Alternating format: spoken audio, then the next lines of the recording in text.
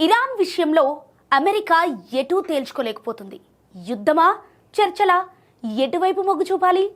దాడికి దిగితే అది ఒక్క రోజులోనో ఒక వారంలోనో ముగియదు. చర్చలు కోరుకుంటే అమెరికా ఏకపక్ష డిమాండ్లు చేస్తోంది.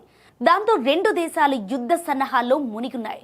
అమెరికా తనపై దాడికి దిగితే మధ్యప్రాచ్యంలోని దాని మిత్రులను టార్గెట్ చేస్తామని, ఆ ప్రాంతంలోని దాని ఆర్మీ బేస్లు లక్ష్యం చేసుకుంటామని ఇరాన్ ప్రకటించింది.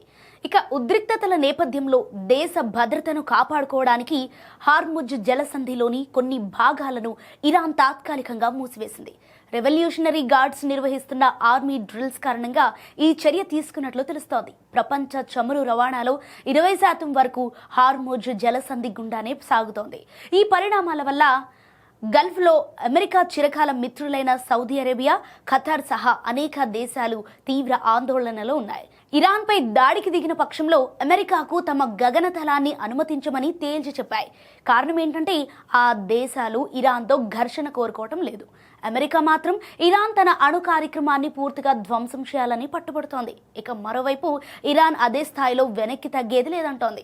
పైగా తన న్యూక్లియర్ ప్రోగ్రామ్ని మరింత వేగవంతం చేసింది. దాంతో ఇప్పుడు అమెరికా ఇరాన్పై దాడి చేయక తప్పని పరిస్థితి ఏర్పడింది. ఈ నేపథ్యంలో ప్రెసిడెంట్ ట్రంప్ తాజాగా కీలక వ్యాఖ్యలు చేశారు.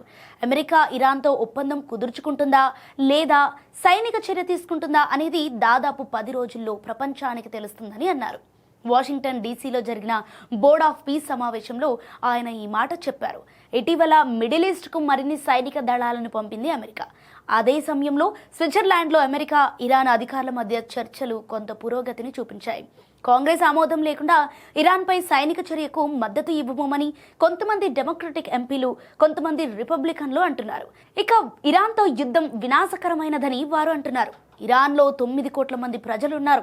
బలమైన వైమానిక రక్షణ, సైనిక శక్తి ఉంది.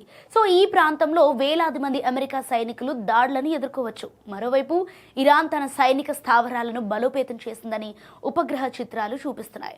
అలాగే ప్రమాదకరమైన నౌకలను ముంచివేసే ఆయుధాలు ఉన్నాయంటూ Iran supreme leader Ayatollah Ali Khamenei social మీడియాలో పోస్టుల్లో అమెరికాను హెచ్చరించారు.